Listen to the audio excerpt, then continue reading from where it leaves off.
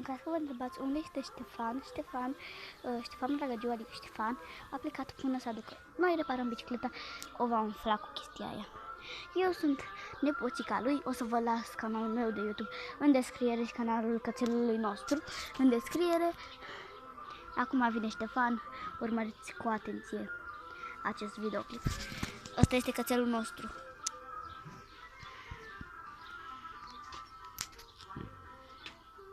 Ce faci?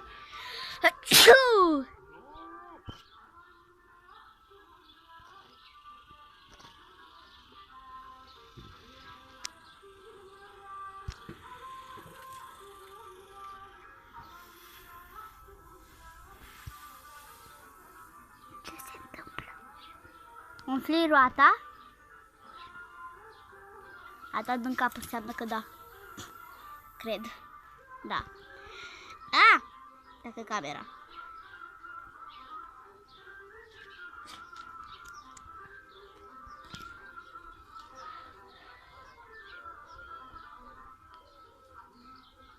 Asta e fricția mea.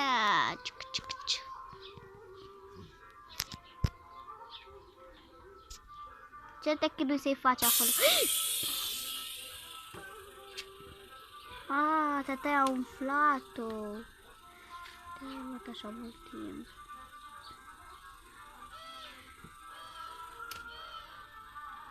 Nu mai merge pe garaj.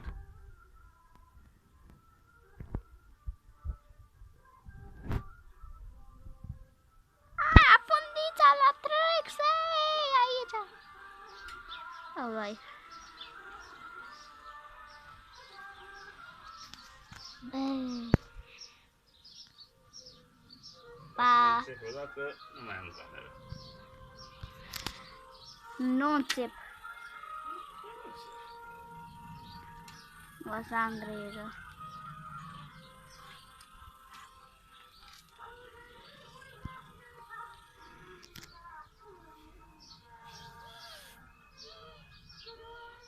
Ia să vedem dacă asta e umflată. Mamă, ce umflată e. E mega umflată.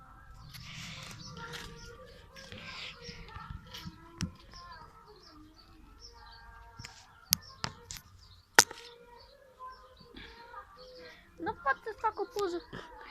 Lasă că ți-am o poză de profil. Cum să nu spun eu poză de profil? Dar aia n-are poză de profil și așa că o să-i pun. Ia uitați!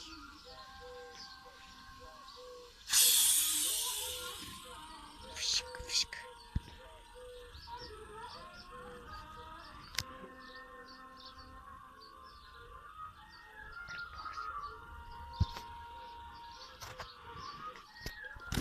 Mamă, ce faină e asta, mamă, ce faină e asta.